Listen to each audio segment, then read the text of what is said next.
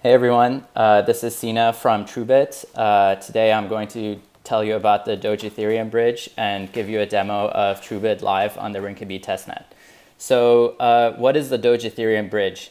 This is a construction that people have been trying to put together for a couple of years now, and the goal is to connect the Dogecoin and the Ethereum chains with each other.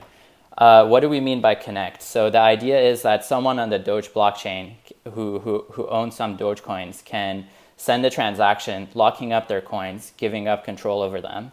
And then on the Ethereum side, there's a special contract called the Doge relay that this person can prove to that they gave up control of their Dogecoins. This contract verifies that this actually happened on the Dogecoin side, and then mints that person an equal number of Doge ERC20 tokens. So if we think about how something like this would work, the part about proving this transaction, this lock transaction action actually occurred, involves the Doge sender providing a Merkle proof linking that transaction to a transaction Merkle root in a Doge block header. So the Doge relay contract checks the proof and gives it the thumbs up. But more importantly, it needs to check that this transaction Merkle root actually belongs within a real legitimate Doge block header. Now to do that, it needs to basically keep a version of the Doge header chain inside of the contract. It needs to act as a light client for the chain. So similar to the construction created by BTC Relay, individuals are allowed to submit block headers to the Doge relay, and the relay checks the validity of each of these headers by, checking the block number, checking the timestamp, checking the difficulty, and again, most importantly, checking its proof of work. And this is where things get tough, because Dogecoin's proof of work function is Scrypt. Dogecoin was originally a fork of Lucky Coin, which is a fork of Litecoin, and they all use Scrypt. And Scrypt is a memory hard and computationally intensive program that involves multiple rounds of the salsa8 hashing function. So the Doge relay is simply not able to perform this computation on chain and compare the value with the plain text block header fields to make sure that the proof of work was provided correctly. This will run into an issue. It will surpass the Ethereum block gas limit. So basically, we came in and built a version of the Truebit protocol to allow the relay to run this transaction, to run this computation off-chain. So I'm going to go to our GitHub repo now, where we have, github.com/TruebitFoundation/Scrypt Interactive. And scrolling down, we have a schematic of the protocol. So back to the description, this is the Doge blockchain here with new headers getting created. And everything below this line is happening on the Ethereum side. So the claimant is someone who is supplying block headers to the Doge relay contract. A block header involves a number of fields and a proof of work field. So the Doge relay contract, to verify that the script hash was calculated correctly, kicks off a request to the claim manager contract. And now this light green box over here is the Truebit protocol. So the claim manager contract has received the plaintext, the hash, and a proposal ID. And at this point, a new claim is created inside of here. That's basically the Truebit claimant, this person, putting their deposits and reputation on the line, saying that I claim these plaintext fields when run through the Scrypt hashing function, give this particular hash. So then there are these verifiers. These are the people comprising the Truebit network. They're running a client locally, which is configured to listen for events on the claim manager contract. As soon as they see a new claim come in, they run that computation locally. So they take the plaintext fields, they run the Scrypt hash locally and see whether the claim is correct. If it's correct, they don't do anything. They just keep watching. If they realize that they disagree with the hash provided, they submit a challenge targeting that claim. At this point, they're also required to have a deposit staked in here. So The Truebit protocol is crypto-economic in the sense that both the claimant and the verifier have skin in the game, and if they're proven wrong, they lose their deposits. So this challenge comes in, and now the claim manager knows that there's a disagreement. So it kicks out to the Scrypt verifier contract, providing the input, the output, the claimant, and the challenger as the inputs to this function. So input meaning what the plaintext fields were, output meaning what the hash was, claimant and challenger being the addresses of the two participants. And this is kind of implicitly assuming that the program is the Scrypt hashing function. So if you've read the Truebit white paper, that more generic protocol allows you to run any program on Ethereum, whereas so there would be an extra field here saying, you know, program or the location of the program on IPFS or some other content addressed location. But in this case, we know up front that the program is Scrypt. So this goes out here, and now a verification game is happening. So the verification game involves multiple back and forths between the verifier and the claimant, where the verifier queries for a particular step of the computation, and the claimant responds with their state hash, the Merkle root of the entire state of their virtual machine at that particular step. So to give a short overview of how Truebit works, the insight here is that both the verifier and the claimant agreed on the entire state of their local virtual machines when they first began running this program. So they both had a blank state VM, and they both had the same inputs as declared in this function call, so they agreed. At the end of the program, so after all these rounds of the Salsa-8 hashing function, they disagreed because they obviously, output different hashes. So the verifier then queries the claimant for the Merkle root of their state at the halfway mark of this program. So 50% of the way through the execution. And just to make this more concrete, the Scrypt hashing function has 2,049 steps. And so halfway between is around the 1,024 step. So it queries for the Merkle root of the state at step equals 1,024. The claimant responds with their Merkle root.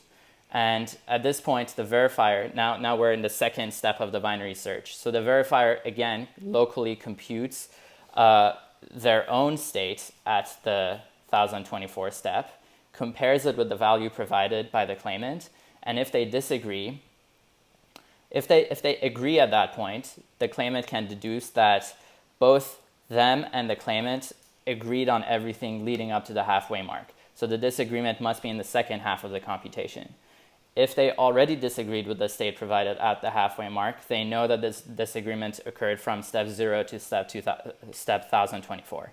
So with this kind of deduction in place, the verifier decides whether to query for the midpoint between 0 and 1,024, or whether to query between 1,024 and 2,049. So the query, sends the next query in asking for the midpoint. The claimant responds with their state root. The verifier, again, does the similar calculation, decides whether to query for the midpoint of the right half or the left half of the now smaller piece of computation. And in this way, this binary search game proceeds until, if you think about it, it resolves to the point where both the verifier and the claimant have agreed on the state Merkle root at a particular step. There is a single step that gets run, and then they disagree on the state after that. So at that point, the computation is small enough. It's a single round of the Salsa-8 function that the Scrypt verifier contract basically runs on-chain. So you get the full security of the Ethereum network and all of the miners, in this case on Rinkeby, of course, executing the computation for that step. They calculate their state root at the next step, compare it with what the claimant had claimed what the state root was, and if if those two states agree, they know that the claimant was telling the truth. So then there's a callback back to the claim manager saying that the claimant, saying session decided, and the claimant was the winner and the verifier was the loser. In the case that the state root at that next step disagreed with what the claimant said, we've basically verified on-chain that the claimant lied. So the callback says the winner is the verifier and the claimant is the loser. So we've effectively run this giant piece of computation on Ethereum and gotten the results back of who's wrong or right. And now in the claim manager contract, the verifier and the claimant both had deposits, so whoever was proven wrong gets slashed. So the way this works is if the claimant was proven correct, that claim gets to live longer. If they were proven incorrect, that claim is immediately disqualified. And so this claim basically continues to exist on this claim manager contract until a required number of blocks pass without a new challenge coming in. At that point, we've basically deemed the claim to be correct, and the claim manager makes a callback to the to the Doge relay contract, saying Scrypt verified with the proposal ID that was originally passed in. So this is kind of a simplification and modification of the generic Truebit protocol. In the generic Truebit protocol, you can supply any program to be run on-chain. In this particular case, it's only Scrypt. So this has helped us build a proof of concept of the system. It also helps helps everyone see how this binary search would work. And there's also some simplifying assumptions when it comes to the game theory and the economics of the system. So both the claimant and the verifier in this system are assumed to be altruistic, i.e. they don't have any expectation of profit. The more generic Truebit protocol has rewards and this concept of a forced error and jackpots that occasionally get paid out to challengers to actually incentivize them to check these computations, and that somewhat complicates the protocol and adds surface area for other attack vectors that you need to protect against. And in this proof of concept, we just assume that the verifier and the claimant are altruistic, so there's no profit, and it simplifies the protocol. At this point, I'm going to give you a demo of the system working. So before we started this demo, I submitted a claim to the claim manager contract from my computer. So just to orient you here, we're in this first tab here. This is my local computer. I'm inside the Scrypt interactive repo. And first I check the status of the bridge. So it says connecting to bridge, connected, I am this address, I have this much Rinkeby ETH, and I've deposited this much into the claim manager contract. Next, I say claim. So I submit a claim. This is the plain text, the serialized block header fields in so-called plain text. So the game just ended, so we'll get to that. This is the script hash that I claimed these plain text fields would lead to. And this is the proposal ID. So just to pull you into the code base and just show you this in effect, I'm going to go to my third tab over here, and we look in our contracts. The claim, or actually I'm going to just go into the CLI over here, and so we see this is the claim command, and we pass it the block header, the hash, and the proposal ID. So that's the command I triggered over there. So this guy basically sends a transaction to a simplified Doge relay, asking for it this is just for the demo because this actual Doge relay is going to be more complex, and we're collaborating with a team that's building that piece, so we just kind of wanted to demonstrate the Truebit protocol as a black box on its own. And So let's go and look up our address on the Rinkeby testnet and see what happened over here. So rinkeby.etherscan address and this particular one. And we see that, I imagine this is the one that I kicked off. So we sent a transaction to this contract, and we go and look at it. So it said verify as Scrypt. So that was the function that we called.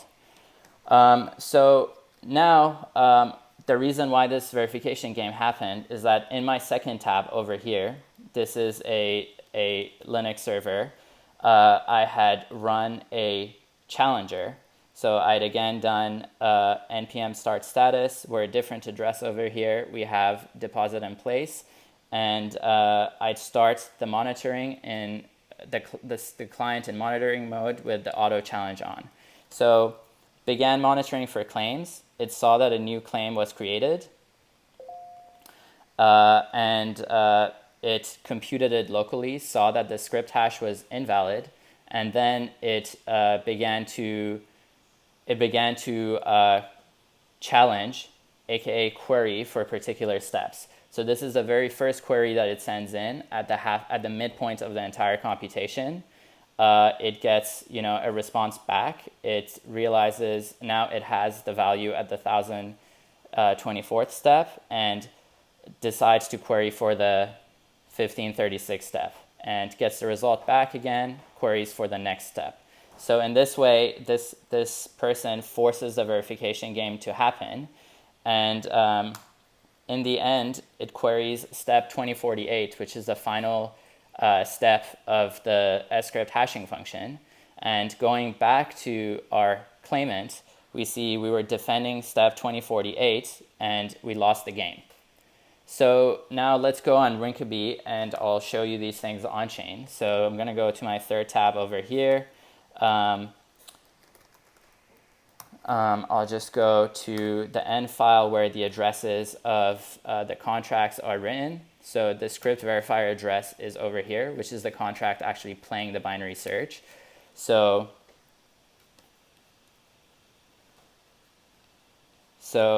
now we're looking at the Scrypt verifier, the verifier contract. And back to our code base, let's look at the challenger. So we'll go up and take their address, and I'll just paste it in here. And we see that this is the challenger playing the game. So if we open up a few of these transactions, or actually that's not what I was meant to click, I'll just close these. So if we actually look at a few of these transactions,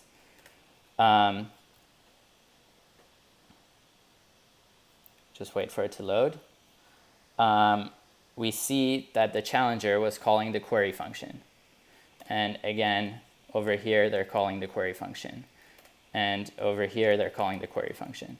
So now let's go back into my computer that was running as the claimant. I'll take that address and look at these. So these are the steps of the binary search. So let's look at these transactions. And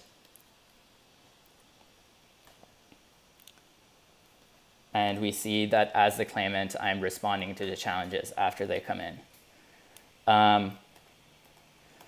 So this game plays out on Rinkeby until it resolves with the final step of the calculation, and we see that the claimant lost.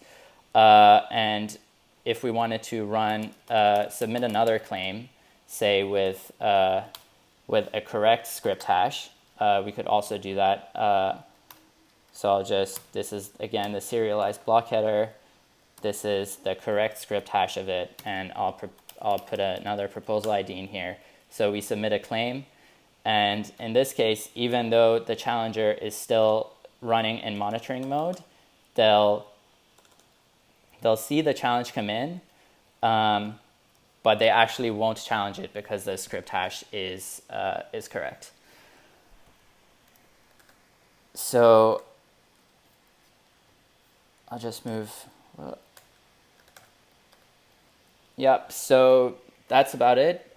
We've deployed the system on the Rinkeby testnet. You guys can go and play around with it. There is docs inside of the GitHub repo on how to set up a client, and the contracts are all deployed already. So that's it. And I want to give a big shout out to the Truebit team, especially Harley, Sammy, Matt Condon, Jason, Robbie, and Christian, who've all been awesome to work with and have helped push this project forward. And so just to close things, we see, we were running over here as the challenger. It saw the new claim get created. It saw that the Scrypt hash was valid and decided to not challenge. So there's no verification game in this case. There we go.